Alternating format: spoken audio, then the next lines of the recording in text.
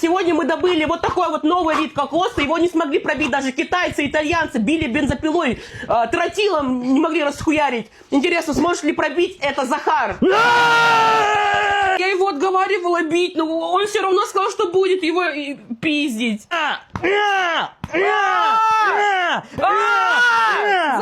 Захар! Захар, давай! Сильнее! Захар! Ой, блин, ну ты лось! Захар, давай я!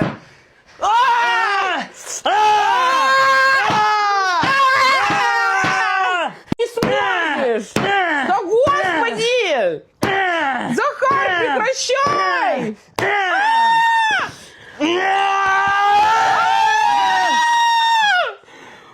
Все-таки разбил!